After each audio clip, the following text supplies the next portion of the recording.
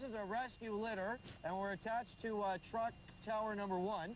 And basically, this would be used in case the fire department had to rescue people off the top of a burning building. And hopefully, we're not going to be in it too long because I'm not going anywhere. But when we return, we're going to show you exactly what firefighters do in case that situation does arrive. Hopefully, this commercial break is a quick one. Stay with us, everyone. We'll be right back. Up there, he's afraid. I am here, guys, but you're looking up, way up, and well, you can see the firefighter rappelling. Unfortunately, I'm not up, I'm down, way down, and basically what we're doing this morning is we're talking fire prevention and fire safety with the Barrie Fire Department, and this is tower number 1. And I'm actually, Keith, if you come down for just a moment, you can see, no, it's not the first day of camp. Yeah, it's a familiar position for many people when they go to camp getting tied up like this. This is called a rescue litter, and essentially the fire department would use this sort of device, which for the record is not the most comfortable thing in the world, at least in this position, although life-saving for sure, would be used if, unfortunately, firefighters were called out to a building fire where people are perhaps on top of the roof and can't get off. The fire department would use this sort of device. Dave Dent, good morning again to you, sir. Good morning, Rob. Walk us through, if you can. You just rappelled down. Sort of walk us through what this is used for, how you use it, and how important of a piece of equipment this is for firefighters. Technical rescue has many uses.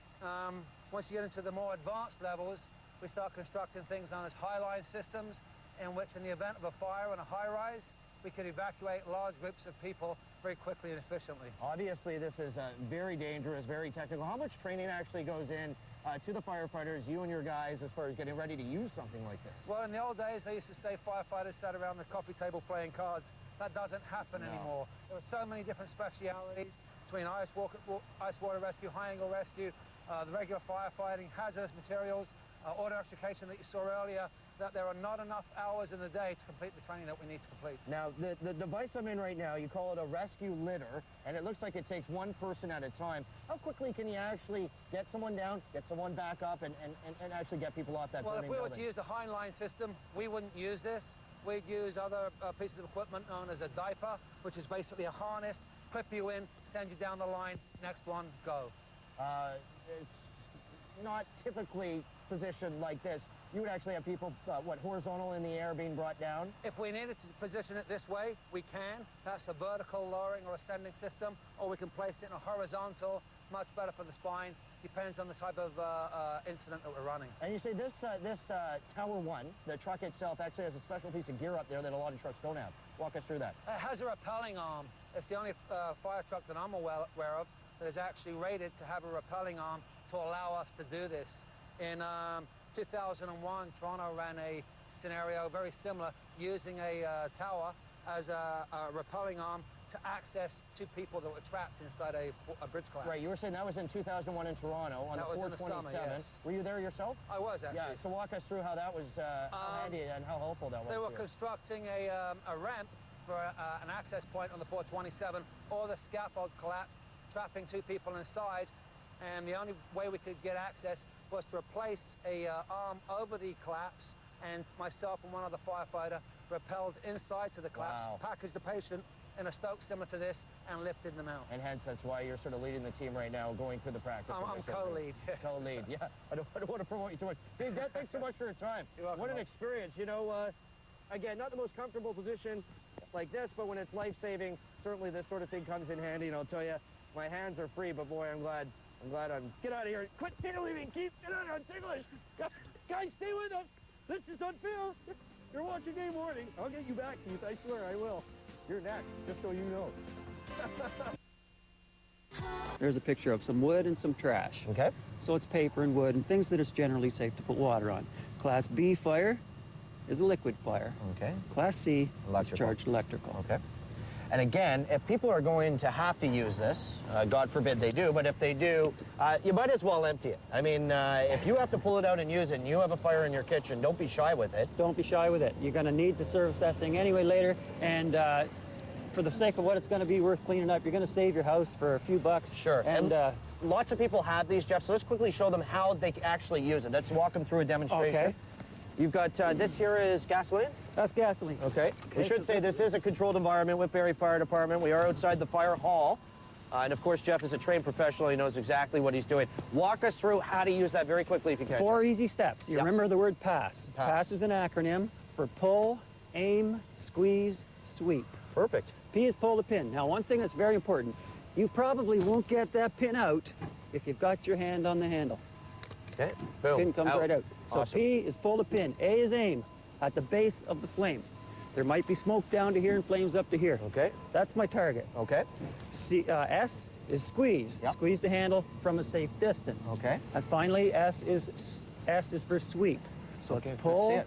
aim, squeeze, and sweep. And again, that didn't take very much to put that out, but people should not be shy about using this. No. Don't worry about the damage you may or may not cause inside your house, because fire is obviously a lot worse. You've got it, Rob. you got it. There's Yep. not going to be any damage. You're saving your house. Perfect. Jeff, stay with us because we're going to come back and do another demonstration in a couple minutes. I appreciate your time this morning. Stay with us, everyone. You're watching A Morning.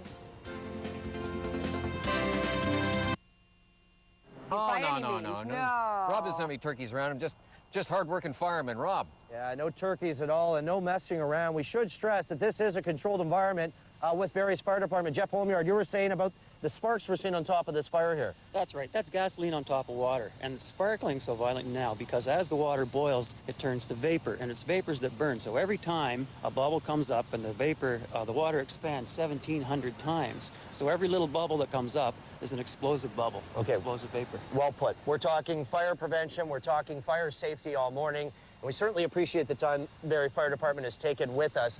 Perhaps we could get that restarted just so we can do our demonstration again, Shane. Jeff, when we talk about fire extinguishers, there's a few things people need to keep in mind. First of all, size does matter. You don't want the small ones, as Shane was mentioning earlier. You want a bigger one because you have to be able to put out the fire and have enough of the extinguisher, correct? I wouldn't discourage anybody from having a small extinguisher in the kitchen because fast action is crucial. And if the fire is still small, a small extinguisher will do the job. Nice to have a second one on standby, though, that's a little bit bigger then? Obviously good to have something with a little more punch, because if you've had to run up from downstairs to get an extinguisher, time you get to that little wee one in the kitchen, it might not be enough. Again, a few simple steps people need to follow. I'll let you grab that small extinguisher there for a moment, and we'll sort of walk through. You had an acronym, and it was PASS. Pass. And I know you're going to test me. Point. Negative. Go ahead, you do it. What's this? That's a pin, That's of a course, pull. yeah. That's a pull It's, the it's a pin. pin you pull. Pass Right. is pull, aim, squeeze, and sweep. And again, very simple you say to use, and you want everyone to know how to do this. That's right. So you're gonna Whether put it's a that pin class, in? doesn't matter if it's a class A, B, or C fire. The extinguisher is used the same way with the PASS acronym. All right, let me give it a quick try if I can. I'm going to hand the mic off to you. So again, keeping in mind the acronym PASS, you want to pull that pin out, and you want to kind of like this on my knee. Is that okay? It's on my leg like Aim that? at the base of the flame. Now At the you're base? a little close. Little for close, liquid back fire. up. That's better. And again, don't be shy about using it, right? You can never use too much. You've got it. And You it's wanna pretty make sure simple. it's Pretty simple stuff to use. And no, Keith, I won't spray you to get you back for the tickles you did earlier. So, Jeff, again, and we'll bring in Shane as well.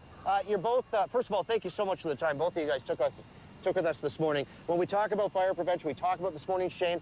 We've walked through everything that people need to know.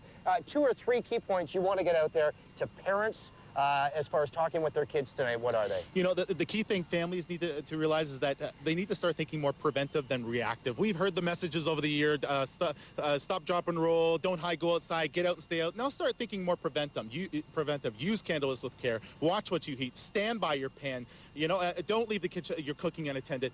Clear the space around your space heaters in your furnace. Go through your home. Don't just listen to these messages. Take action in your family. Go through your home and actually prevent these fires from happening. And just lastly, Jeff, again, have a fire plan, but not only have it, practice it. Practice is crucial. Practice is crucial. You want to be good at something, you practice. Practice and makes getting perfect. out of the house is something you can't practice enough. In the event of a fire emergency, you may have only a few seconds. Jeff Holmyard, thank you, sir. Pleasure to see you again as always. Shane Edwards, Thank you so much for coming. Thanks for having us. Okay. We had a great time, and hopefully we helped you at home as well again this morning. Fire Prevention Week, again, might want to sit down and have a talk with the kids tonight. Guys, let's go back to you.